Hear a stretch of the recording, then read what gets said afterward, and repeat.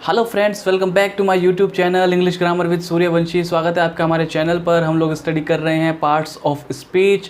Parts of speech यानी कि शब्दों के भेद, जिसमें हम noun, pronoun, verb, adverb, adjective और प्रेपोजिशन अच्छे से स्टडी कर चुके हैं और कंजक्शन के भी हम कुछ पार्ट्स स्टडी कर चुके हैं, जो कि पहले से ही मैंने चैनल पर अपलोड किए हुए हैं। अगर आपको देखना है तो आप पीछे जाकर देख सकते हो। आज की इस वीडियो में हम बात करने वाले कुछ ऐसी कंजक्शंस की जिनका अर्थ तो लगभग सेम होता है, लेकिन यूजेस डिफरेंट होते हैं। तो चलिए देखते हैं कौन सी वो कंजंक्शंस है, कैसे कैसे इनका इस्तेमाल किया जाता है। देखिए बोर्ड पर आप देख ही रहे होंगे, सबसे पहले लिखा है करेक्ट यूज़ ऑफ कंजंक्शन। ठीक है, हमें कंजंक्शन का सही यूज़ करना है। देखते हैं कैसे सही यूज़ होता है। टिल और अनटिल। टिल और अनटिल ये हमारी कंजंक्शन है पहली, जिसका अर्थ होता है जब तक। ठीक है, जब तक। अब देखिए हम टिल और अनटिल का यूज़ एक दूसरे के स्थान पर कर सकते हैं, लेकिन इनमें थोड़ा सा डिफरेंस होता है कि टिल का यूज़ जब आप करोगे तो आप कभी भी उसके साथ नोट का उपयोग कर सकते हो, नहीं भी कर सकते। जबकि अनटिल का उपयोग जब आप करोगे तो आपको नोट का उपयोग नहीं करना है। ठीक है, टिल अगर आप यूज़ कर रहे हो तो आप यहाँ पर टिल यू डोंट कम भी कर सकते हो। देखिए एग्जांपल देखिए, आई शैल वेट अनटिल और टिल यू कम, यानी कि मैं यहाँ ठहरूंगा या फिर मैं इंतज़ार करूँगा जब तक कि तुम नहीं आते।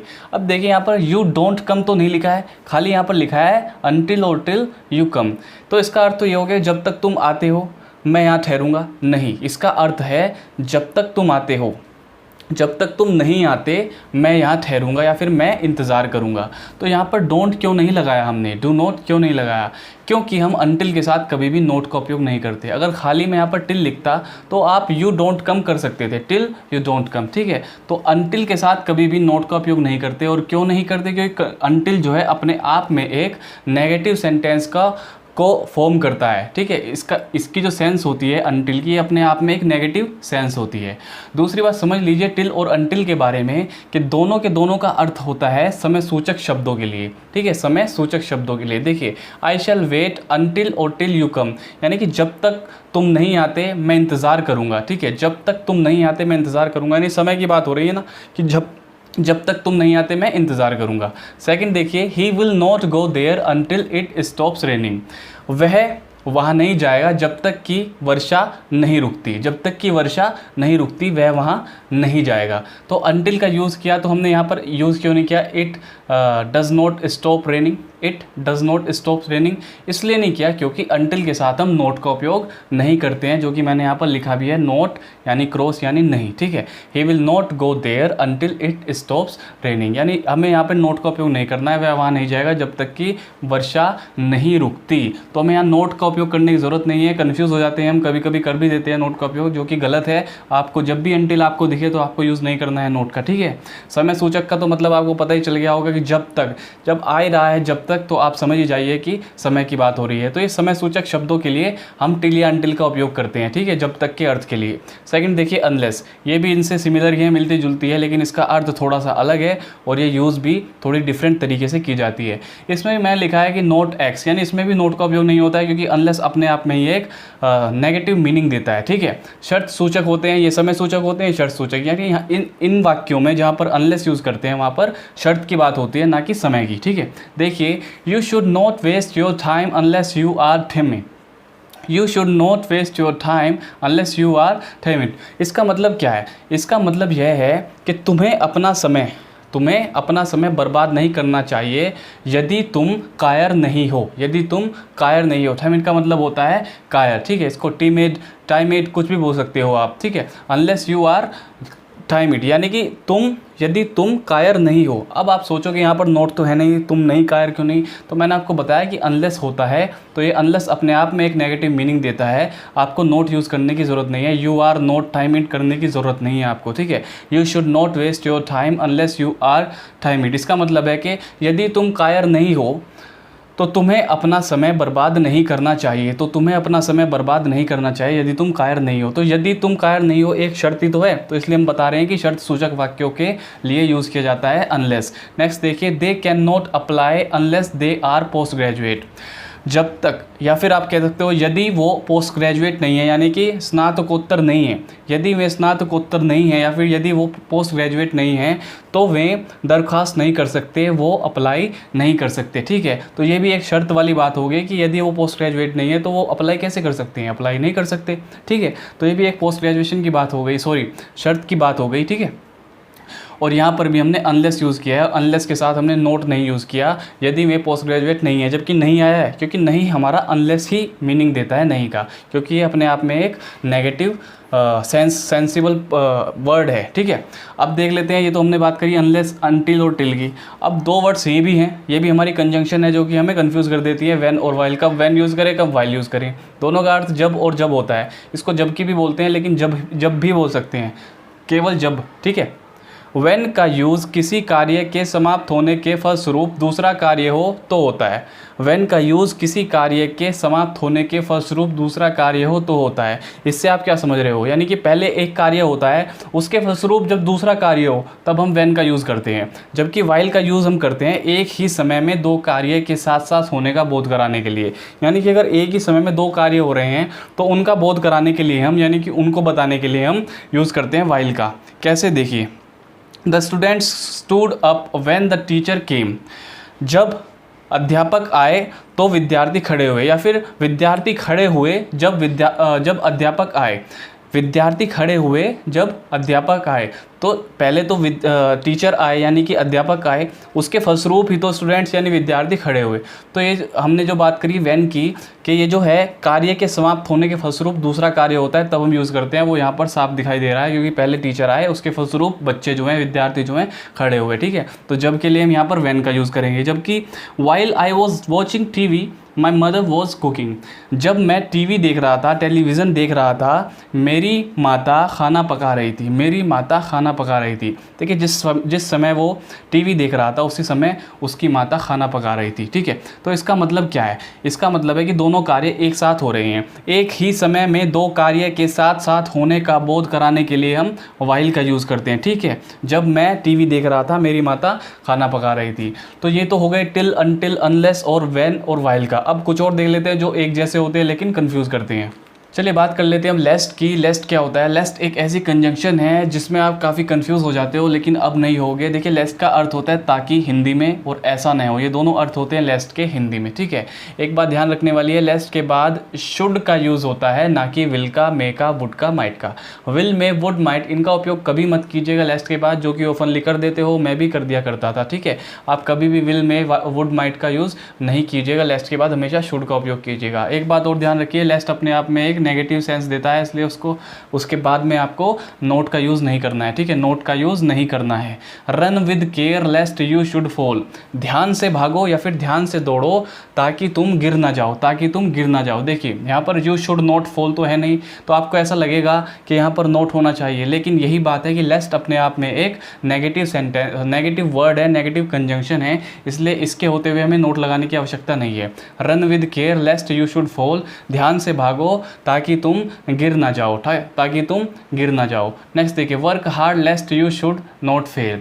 ध्यान से देखिए, सेंटेंस में कोई ना कोई कमी है, इसमें मैंने लगाया है नोट, जबकि नोट यहाँ पर नहीं लगना चाहिए। Work hard लेस्ट you should not fail. देखिए, अर्थ दोनों का सेम ही बनता है, लेकिन अगर आप नोट भी यूज़ कर रहे हो, लेस्ट भी यूज़ कर रहे हो, तो ये ग्रामेटिकल रूप से गलत हो जाता है। ठीक है, कठिन परिश्रम करो ताकि तुम असफल न हो जाओ, ताकि तुम फेल न हो जाओ, ताकि तुम असफल न हो जाओ। लेस्ट आ गया तो असफल न हो जाओ, ये जो न है ना, ये आ रहा है इसमें, लेकिन इसके लिए हमें नोट यूज़ करने की ज़रूरत नहीं है। ठीक है, नोट हम कभी भी यूज़ नहीं करते हैं। ठीक है, work hard लेस्ट you should fail, कठिन परिश्रम करो ताकि तुम फेल ना हो जाओ, इसका भी मतलब सेम ही है। ठीक है, तो आपको इस तरीके से करना है, नोट का यूज़ ना कीजिएगा लेस्ट के बाद। ठीक है, नोट का यूज़ ना कीजिएगा। ठीक है, लेस्ट के बाद बात करते हैं बिकॉज की। बिकॉज को हिंदी में बोलते हैं क्योंकि। ठीक है, बिकॉज का यूज़ प्रधान कारण यानी कि मुख्य कारण को व्यक्त करने के लिए होता है, मुख्य कारण को व्यक्त करने के लिए होता है। जैसे Mukesh is not present in the class because he is इल।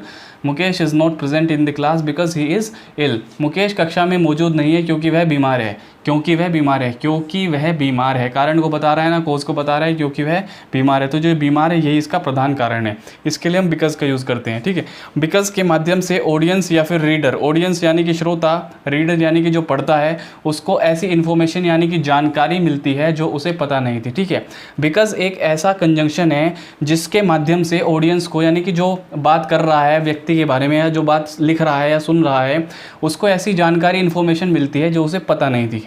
देखिए कैसे, because mister Kapoor had been ill for 2 months he lost his job.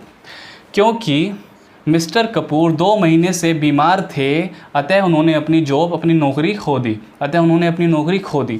Because mister Kapoor had been ill for 2 months he lost his job.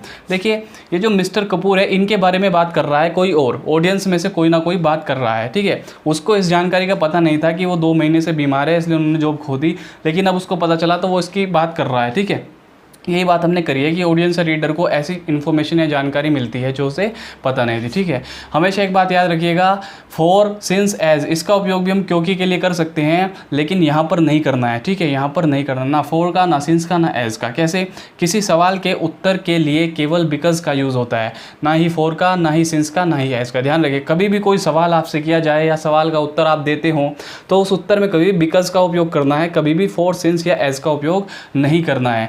मान लीजिए आपसे कोई सवाल करता है, why were you punished, why were you punished, तुम्हें सज़ा क्यों मिली? I was punished because I had stolen his watch. I was punished because I had stolen his watch. मुझे सज़ा मिली क्योंकि, मुझे सज़ा मिली क्योंकि मैंने उसकी घड़ी चुराई थी, मैंने उसकी घड़ी चुराई थी। तो ये एक सवाल का उत्तर है। सवाल के उत्तर के लिए आप, प्रश्न के उत्तर के लिए आप हमेशा क्योंकि के लिए बिकॉज का यूज़ करेंगे, ना कि फॉर का, सिंस का, एज का।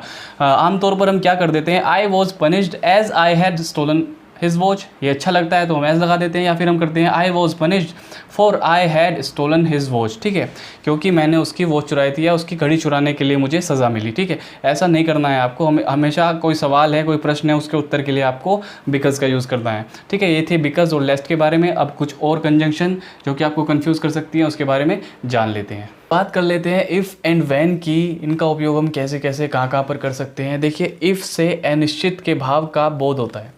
इफ़ से अनिश्चित के भाव का बोध होता है। अनिश्चित का मतलब जिस चीज़ का पक्का पता नहीं होता है, कि जिसमें निश्चित नहीं होता है, कि फिक्स नहीं होता है। ठीक है, अनसर्टेनिटी का हमें बोध होता है, भाव होता है। ठीक है, देखिए, if you come I shell help.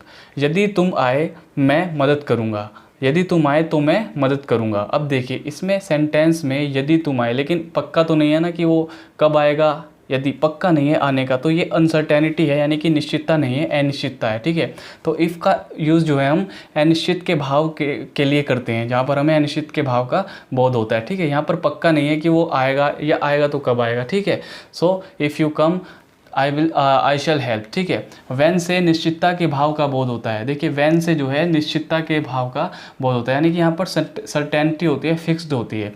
कैसे, देखिए, when you come I will help you. जब तुम आओगे मैं तुम्हारी मदद करूँगा, मैं तुम्हारी मदद करूँगा। यहाँ पर भाव देखिए विल यूज़ किया गया है, इसका मतलब कि वह अवश्य आएगा। When you come I will help you. ठीक है, तो इसमें एक अवश्य का भाव है, यानी कि निश्चितता है, फिक्स्ड है कि हाँ वो आएगा। यहाँ पर हमें समय का पता चल रहा है, when you come I will help you, जब तुम आओगे मैं तुम्हारी मदद करूँगा। ठीक है, दूसरा देखिए, इफ़ से कंडीशन का बोध होता है। कंडीशन का क्या अर्थ होता है? कंडीशन मतलब शर्त, शर्त का पता चलता है। कैसे, देखिए, if you want to see me, if you want to see me you must come to my office. यदि तुम मुझसे मिलना चाहते हो, यहाँ पर सी का मतलब मिलना है, ना कि देखना। ठीक है, if you want to see मी, यदि तुम मुझसे मिलना चाहते हो तो तुम्हें मेरे ऑफिस आना होगा, या तुम्हें मेरे ऑफिस आना चाहिए, दफ्तर आना चाहिए। तो वहाँ पर एक शर्त रख दी गई कि if you want to see me, शर्त क्या है, you must come to my office, यानी तुम्हें मेरे दफ्तर आना होगा। ठीक है, जबकि वैन से हमें समय का बोध होता है, ना कि कंडीशन का। शर्त का बोध नहीं होता, वैन से सिर्फ समय का बोध होता है। कैसे, देखिए,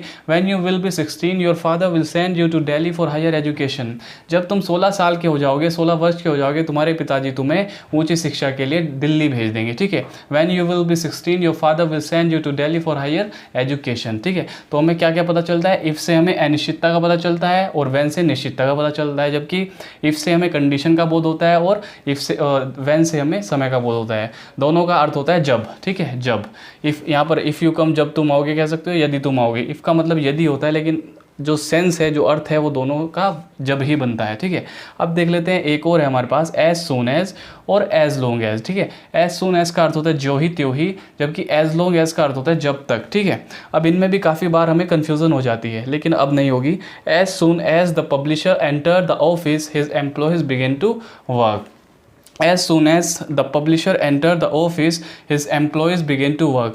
जो ही प्रकाशक अपने ऑफिस में प्रवेश किया, जैसे ही कह सकते हो या जो ही कह सकते हो। ठीक है, जैसे ही प्रकाशक ने या जो ही प्रकाशक ने अपने ऑफिस में, अपने दफ्तर में प्रवेश किया, उसके कर्मचारियों ने काम करना शुरू कर दिया।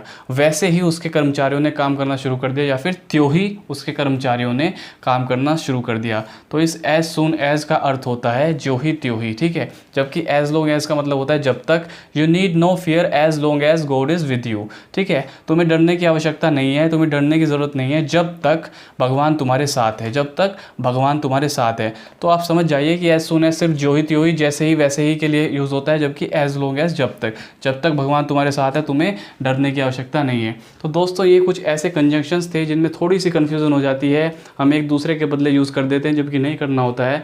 जबकि जो मैंने पहले कंजंक्शंस की बात करी आपसे, उसमें आप नोट लगा देते हो, जबकि नोट की ज़रूरत नहीं होती है, लेकिन हिंदी सेंटेंस में वहाँ पर नहीं आता है, इसलिए आप लगा देते हो। लेकिन मैंने जो रूल आपको बताए हैं, अगर आप उनको फॉलो करेंगे तो आप ये गलती कभी नहीं करेंगे। ठीक है, तो इस वीडियो के माध्यम से मैंने आपको यही समझाने की कोशिश की है कि आप इन कंजंक्शंस को जो कि आपको कंफ्यूज करती है, इनको रूल्स के मुताबिक थोड़ा प्रैक्टिस करेंगे तो आप बेहतर बन जाएंगे। ठीक है, आज की वीडियो में सिर्फ इतना ही। अब मिलेंगे अपनी नेक्स्ट वीडियो में। Thank you.